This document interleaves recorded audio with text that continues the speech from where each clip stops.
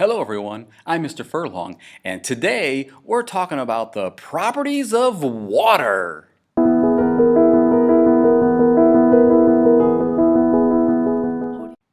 In order for life to exist as we know it, there has to be water. Water is extremely important then. And there's a few things that water can do that I want to talk about. One is that water can ionize. Ionization is when substances release ions. Makes sense, right? Well, in water, there's two ions that can be released, hydrogen ions and hydroxyl ions, or the OH ions. Other molecules can release these ions as well, and so this is what we're going to kind of focus on. If hydrogen ions are released by some substance, it's going to be an acid.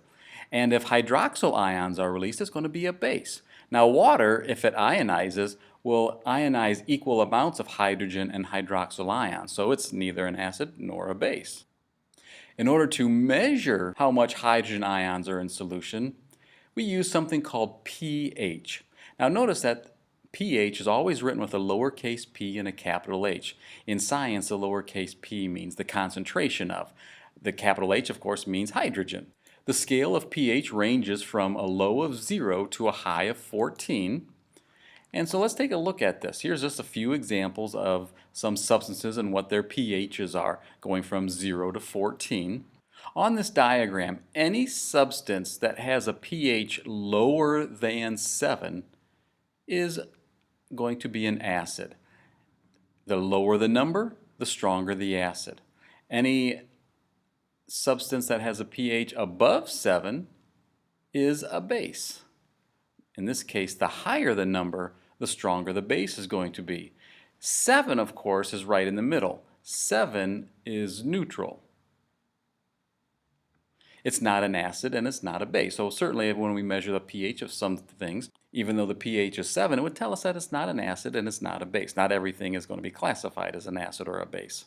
pH is also based on the power of 10. So for instance, if I were to compare, say, tomato juice with a pH of 4 and orange juice with a pH of 3, we know that orange juice is a stronger acid.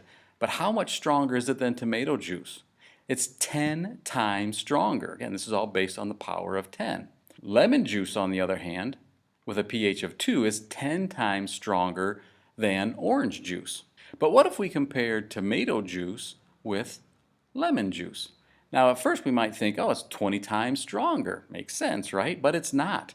Why? Because orange juice is 10 times stronger than tomato juice, and lemon juice is 10 times stronger than orange juice, so we have to multiply those, and we find out that lemon juice is actually 100 times stronger than tomato juice.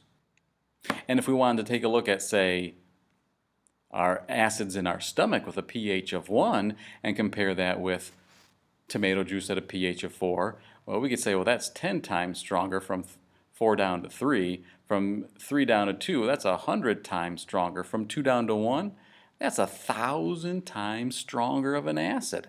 And if we want to get even lower, an acid of a pH of 0 is 10,000 times stronger. So just because the numbers are kind of close in the pH, there's a big difference in the strength of that acid. And the same thing happens with a base as well. Now notice a lot of the things that we can eat, or in this case drink, are at pHs below 7. They're acidic. And the more we eat, the more acidic our blood can be. And that can be very dangerous, and that's true for any organism. And so we have what are called buffers in place. A buffer is a chemical that can resist changes in the pH. So that no matter what we eat, if we eat things that are high in acids or things that are high in bases, these chemicals are designed to keep our blood at a constant pH. Because if it's not, if our blood pH gets too high or too low, that's enough to kill us. So living organisms, it's very vital that we maintain a proper pH in order to stay alive. You're going to be doing a lab working with pHs of some common biological materials, and I can't wait to see you in class.